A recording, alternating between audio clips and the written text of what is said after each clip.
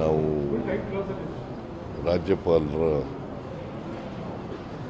ಆದೇಶವನ್ನು ಪ್ರಶ್ನೆ ಮಾಡಿ ಹೈಕೋರ್ಟ್ನಲ್ಲಿ ಅರ್ಜಿ ಸಲ್ಲಿಸಿದ್ದೀವಿ.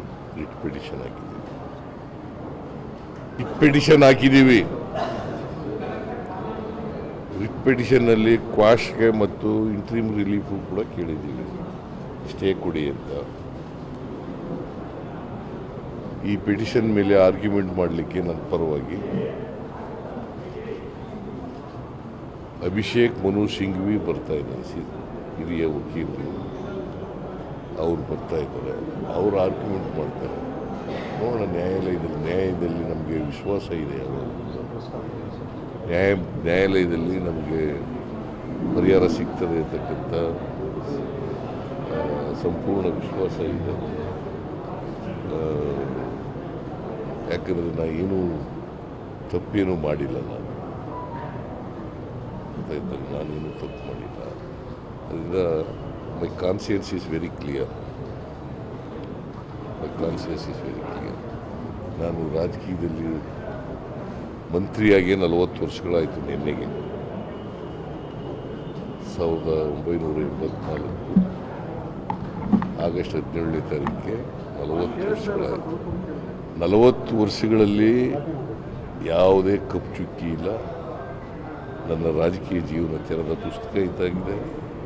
ಅದು ನಿಮಗೂ ಗೊತ್ತಿದೆ, ಇಡೀ ರಾಜ್ಯದ ಜನತೆಗೆ ಗೊತ್ತಿದೆ. ಜನರ ಆಶೀರ್ವಾದದಿಂದ ಇಲ್ಲಿವರೆಗೆ ರಾಜಕೀಯ ಮಾಡ್ಕೊಂಡು ಬಂದಿದ್ದೀನಿ, ಜನರ ಸೇವೆಯನ್ನು ಮಾಡ್ಕೊಂಡು ಬಂದಿದ್ದೀನಿ. ಸೊ ನಾನು ನಮ್ಮ ರಾಜಕೀಯ ಜೀವನ ತೆರೆದ ಪುಸ್ತಕ ಇದ್ದಾಗೆ ಈ ರಾಜ್ಯದ ಜನರಿಗೆ ಗೊತ್ತಿದೆ. ನಾನು ಯಾವುದೇ ತಪ್ಪು ಮಾಡಿಲ್ಲ ಅಂಥೇಳಿ, ಮಾಡಿಲ್ಲ, ಮಾಡೋದು ಇಲ್ಲ, ಇವತ್ತಿನವರೆಗೆ ಮಾಡಲ್ಲ. ಈ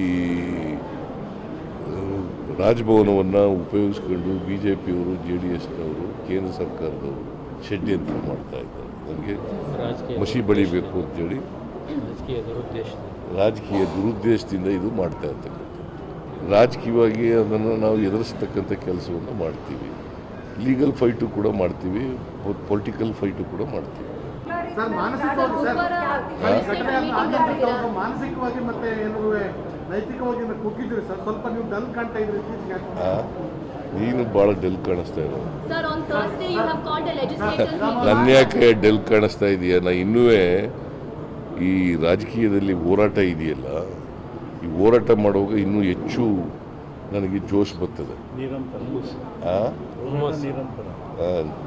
ನಿರಂತರವಾಗಿ ಮಾಡ್ಕೊಬೋದಿದ್ದೀನಿ.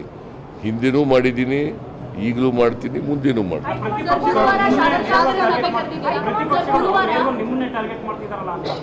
ಯಾಕಂದರೆ ಅವ್ರಿಗೆ ಭಯ. ಯಾಕೆ?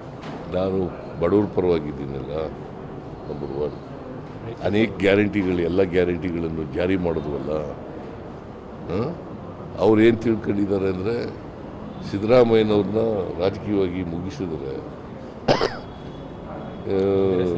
ಇಡೀ ಕಾಂಗ್ರೆಸ್ ಪಕ್ಷವನ್ನು ಮುಗಿಸ್ತೀವಿ ಅಂತ ಭ್ರಮೆನಲ್ಲಿದ್ದಾರೆ. ಆ ಭ್ರಮೆ ಈಡೇರಲ್ಲ.